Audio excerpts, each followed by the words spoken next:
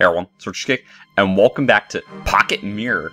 Okay, so I'm actually not even playing right now. This is a final episode to conclude everything and just talk about how I've finally interpreted this game. Because I actually played through probably about half of it and just reviewed video footage on a bunch of other things in this. And I could see that I missed a lot of stuff. And I got a lot of stuff wrong. I did get some stuff right, I think. Actually, quite a bit of it I got right, but still, like, even the majority of it I had wrong. So I just want to go through and just talk about some... I've been taking, like, notes and stuff. I want to talk about all that stuff. Like, the family, the reflections, you know, Fleda, Harpay, Lisette, and just how, like, the devil, the strange boy, and Angel play a role in everything. So I'm gonna do this and hopefully it won't suck, so we'll see.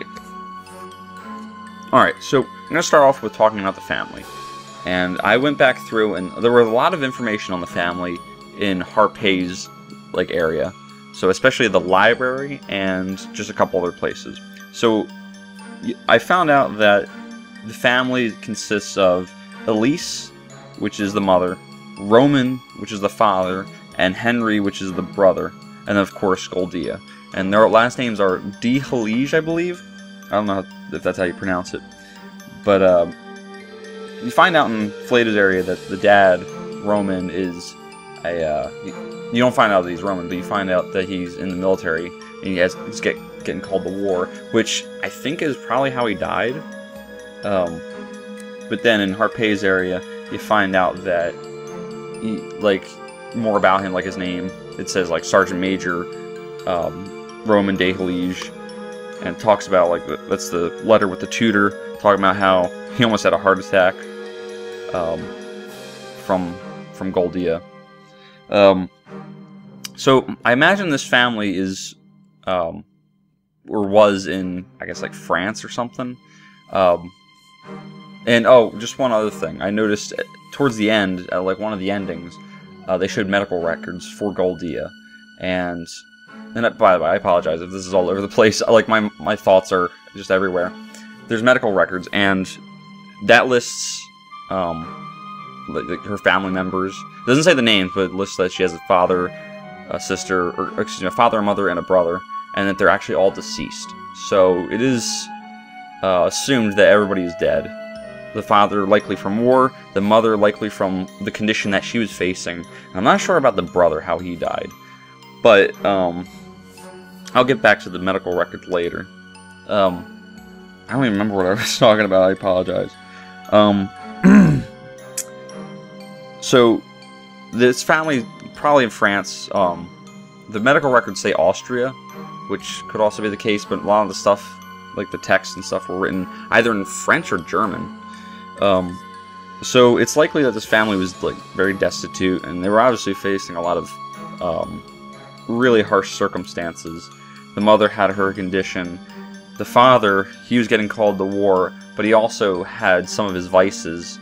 They actually list them in one of the wax records. They're saying how he was afflicted with liquor, cigars, and other women, and that he wanted to make a resolve on that. And it's likely something that broke up the family, too. There was another writing in the Harpay's library that talks about that. Don't know much about Henry, although that he's like a writer, or he wants to be a writer, but he ends up not writing anything. And you find out about that after the murder case, when you're in the room with the crying girl. So there's a lot of stuff going on with this family, and the biggest thing is Goldia's condition, which I still don't know for sure if that's actually a condition or if it was just something that was diagnosed. It could perhaps be some sort of affliction by the devil, but I won't get too much into that just yet, at least.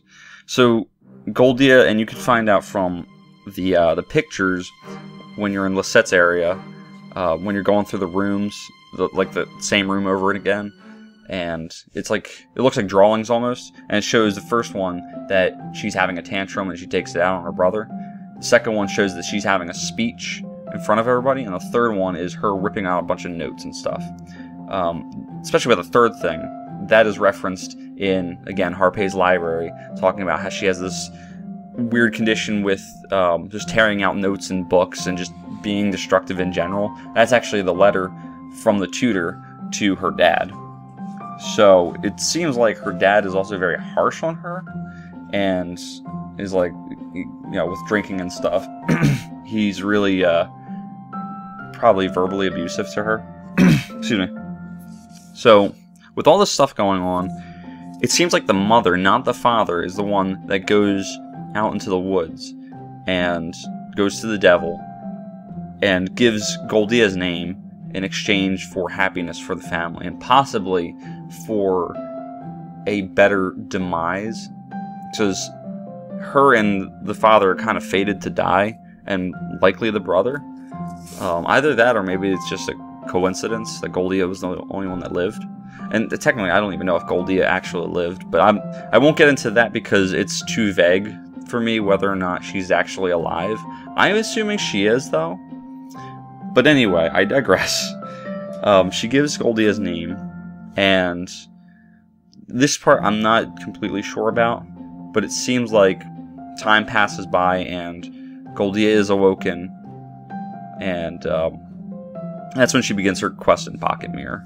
And at that point, the whole family is deceased. And the interesting thing about her giving her name, Goldia maintains a shred of her name, and that's with her pocket mirror, the thing that she keeps from beginning to end, and it has a G on it. And then every other regalia that the reflections have, and that includes Eagleette and Angel, add to her name. So there's 6 letters in Goldia, there are 5 other reflections, and then 5 other regalia, consequently, or not Angel, Goldia has the other letter. So with that being exchanged, it's kind of dispersed among the other reflections. If I think of something again with the family members, I'll make sure to say it. But I'm going to go right into talking about the reflections. Now I say the reflections because there are a lot of things indicating that they are reflections. For one, every time you either resolve them or deny them, they end up shattering. And you can see this in most of the endings, except for Lisette's good ending, which she doesn't actually... Either she doesn't shatter, or she's just not shown shattering. I don't know if that's indicative of anything, but it was just a minor detail that I happened to see. So, you have Fleda and Eagleette, which I kind of consider to be one entity, Harpay, and Lisette. And then you have Angel on the side, which I thought might have been a reflection, and I still think she could be, but I'm going to group her with when I talk about the devil and Miss Platinum. So you got Fleda, who's like this goody-goody princess. She's actually not goody-goody at all. She throws tantrums and she's very unfair, but she's also very lonely. Then you have Harpay, who wants to be the protector. I was harsh about her when I talked about her in the game. I was calling her prideful, which she was kind of called prideful in the game. I forget where, but she's more so just has a high standard or reputation for herself. I'm not really sure.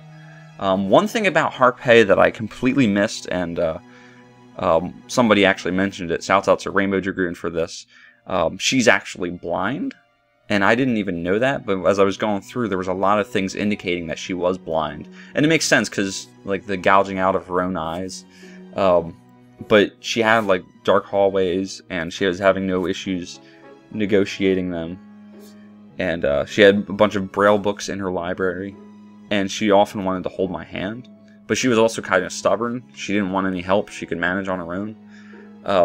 There were a couple of things, though, that, like, it was kind of weird, and I think I could understand why I didn't think she was blind.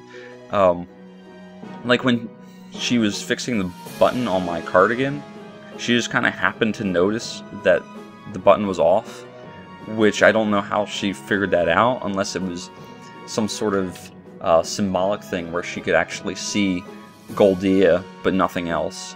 And there were other things where she could, like, notice my expressions and stuff like that. But then she goes on later on, like, when we go into the like right before the elevator shaft, she talks about, like, how she remembers certain things about Goldia.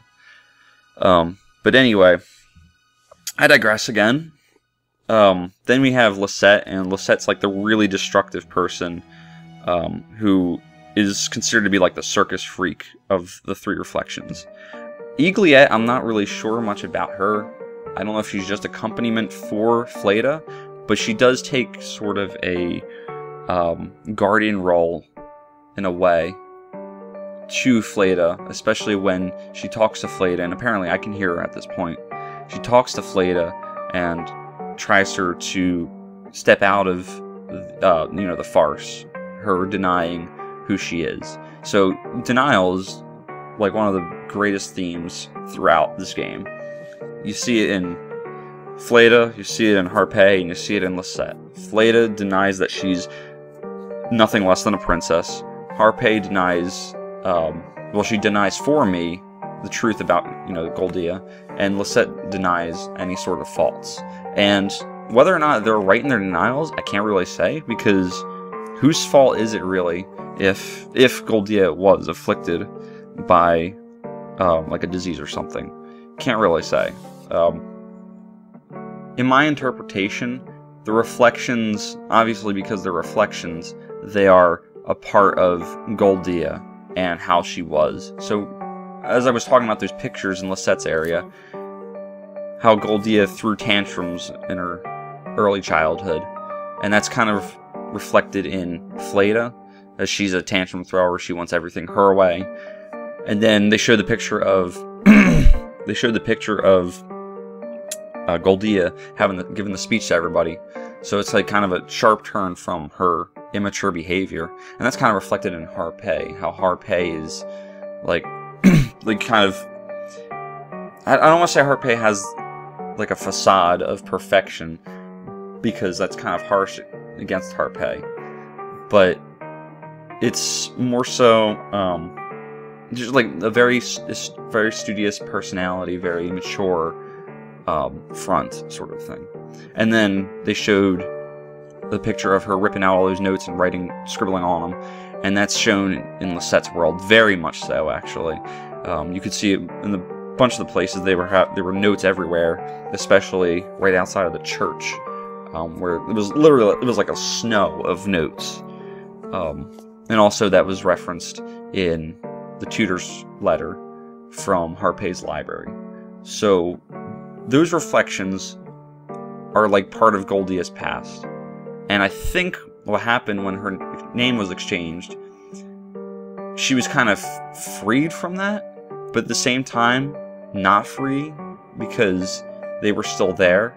So the endings for each of the people were a matter of whether or not she accepted them or denied their existence.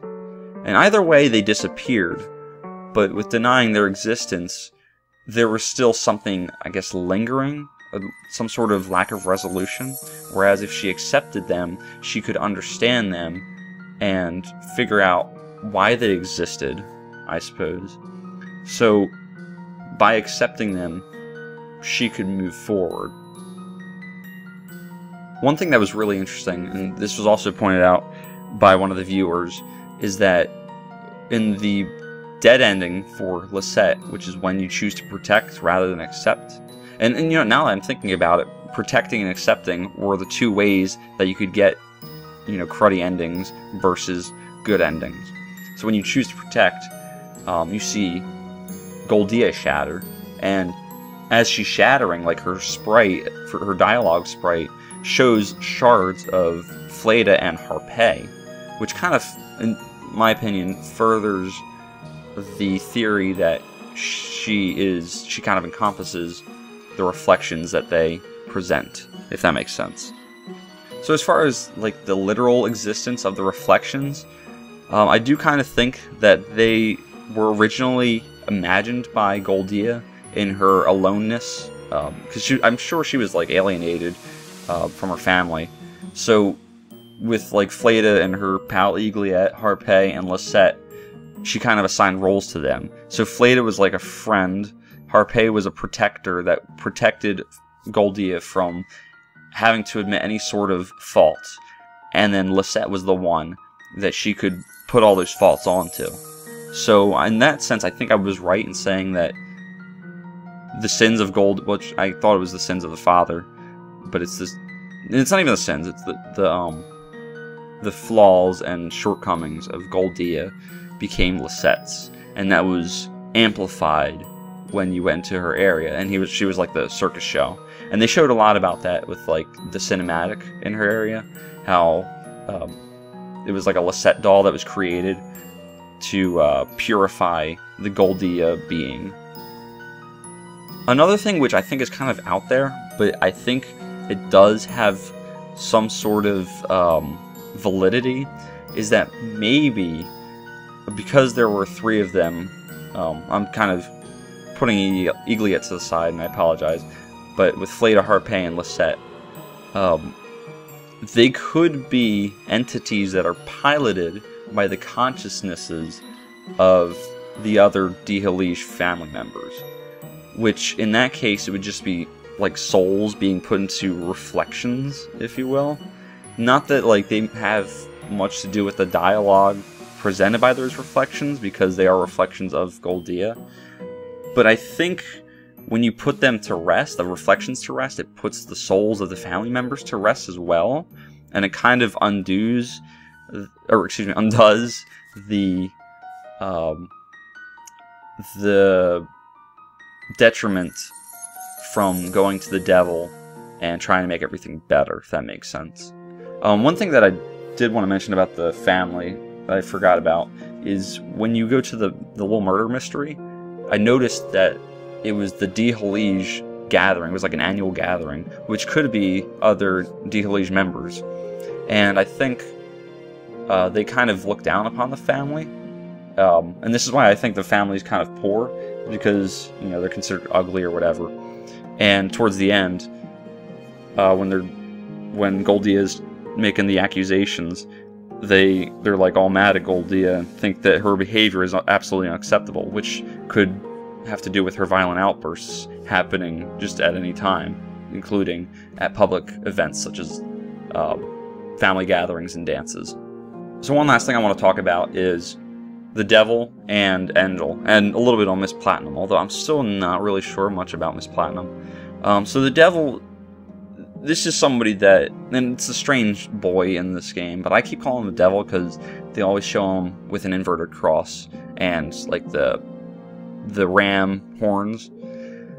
So there really isn't much to say about him, because the reason for any of his actions is because the Devil. I mean, that's really it.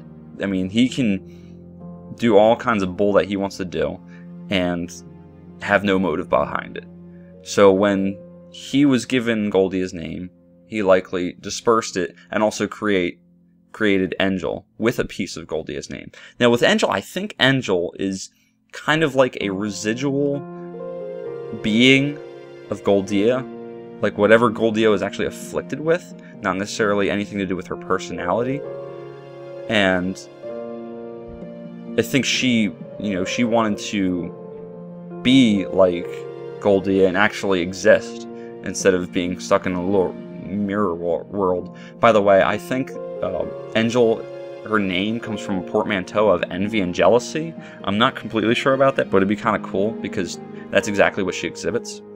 But back to the Devil, I think he's obviously ever present throughout the game. You can see him pop up when you're having the tea party with Fleda, and I also think like he kind of screws with them just because he likes to. And the reason I say that is because there's one detail that's present with Fleda, Harpay, and Angel's areas, and that's that there are things that exist that shouldn't be. Like with Fleda and her forest maze, she said it was a direct shot to her dollhouse, but then they're stuck in a maze. Then you got Harpay, who had the whole layout of her, I guess, attic memorized, and there are things in her way that she doesn't remember being there. And then, of course, with Angel, the Devil mocks her pretty much directly, and then she talks about like how the moon thing didn't exist before, like as she knew it. So with Angel, you know, I think she is kind of like the afflicted side of Goldia. Again, I can't be too sure about that. I did say before that I thought she was the actual being, and that's why they were both called Angel. But I think maybe now she was really just trying to be a trickster by saying that they should be united, when in fact they should have been separated. And I think the devil separated them, possibly against her will. And I don't know what the devil gained from it, but he probably gained something from it. I don't know, he's a freaking weirdo. And then the deal with Miss Platinum, she is, I guess, supposed to be some sort of embodiment of Goldia, or vice versa, I don't know. The same viewer that pointed out those other things told me that there's a pocket mirror in her staff. So, but I still don't really know. It might just be like the inversion of Angel, where it's like the super Miss Goody Two Shoes. I don't know for sure. So I'll let you guys tell me about that, because I really don't know. So I guess that's all I really have to say about it at the moment. There's innumerable details in this game that talk about the story, and I love how the different endings show different parts of that story. I couldn't possibly like list them all now. I think I gave a pretty good overview of how I kind of see the story, and I might be wrong with a couple things. I might have missed some things, so feel free to let me know if there's anything. I know there's probably a bunch of interpretations out there, some that may be deemed as canon, but I didn't really want to look at those yet, or maybe at all, I don't know, not to sound like, you know, I got it all right, but there is a certain beauty to an interpretative game, and I like having, you know, being able to figure that out on my own, with minimal help, I think, because now I want to talk about the game itself. Just aesthetically speaking, there are no words that can fully describe this. I truly think this is now going to be one of my favorite games, like, of all time, and like probably top 5 even. And that's saying a lot because I've played so many games. But there's just oodles and oodles of beauty with it. The visuals are phenomenal. I mean, even the feelings that are invoked in me, like playing, like even just with when you're in like, I guess, Eaglette's world, and you're with the dancers, just like how cool it is. The pumpkins that were dispersed everywhere, you know, they always provided some comic relief. And then you had, you know, the complete opposite of that, like horrifying scenes. And then it's back to happiness, and then understanding. And then you get thrown something else, and it's just, the emotional ride is just incredible, absolutely amazing. The soundtrack to this was phenomenal too. I loved the soundtrack. I want to find a way to get it, because the scores in it are so amazing. I love it. It's just so neat. Like, especially like the one in the forest maze. I love that tune for some reason. Just like so mysterious, but yet so beautiful. It really is. There's everything about it. And then the gameplay itself, I actually liked. There was challenge to it. There were puzzles to it. I loved the puzzles. They were very well executed. I really don't think this game fell short in any regard. Even with the chase scene that I had a little bit of an issue with, I think that actually, unless maybe it could have had more clues on how to navigate through the maze. But other than that, like, just all around, they just absolutely adored it. So I want to say, I don't know if anybody from Astral Shift is ever going to watch this video. Probably not, I mean. But I do want to say, if you guys ever make any more games that are like this, I want to contribute to it however I can. Like, monetarily is kind of what I'm talking about, but if there's anything that I can contribute, please, I would be happy to do so, because this is the kind of stuff that people need to see. This is what makes video games artwork. This is artwork. This is a game that is artistic, and it's a masterpiece. It really is, and that's saying a lot, because trust me, I love lots and lots of video games. They're great video games, but one that has a story that is like this, and it becomes not just a video game, but an experience, it can literally change your life, and I'm not even joking. Like, maybe it sounds like an overreaction, but it's not. I truly think this is one of the most beautiful pieces of art ever. So, I'm pretty bold in saying that, but that is how I feel. One last thing that I'll say, then I'll shut up for real. I noticed that there were quite a few people that actually joined the channel to watch this, and I just want to say I really appreciate you guys taking the time out of your days to watch a weirdo play a magnificent game. And all the comments that you guys have been providing have been either constructive or have just been flat out kind and encouraging. So it's really nice to see that, and I really appreciate all the encouragement from you guys. I hope I can deliver some good content, more or less speaking. I will be going back to playing the games that I was playing before Pocket Mirror, kind of on a day-to-day basis. It might not be every day again, just because I have been getting very busy with work and stuff like that. I have overtime coming up, so that's going to not be fun. But I do really appreciate it, you guys. And Astral Shift, again, you guys did a... I wish there was another word besides phenomenal, because phenomenal is like the... You just... It was a superb game. It really was. So, I'm going to end it there. And again, I probably haven't said all the things that were on my mind. I'm just trying to get everything out at once. So, but please, feel free to list your interpretations down too. So thank you guys for watching. Thank you guys for being a part of the series. Seriously.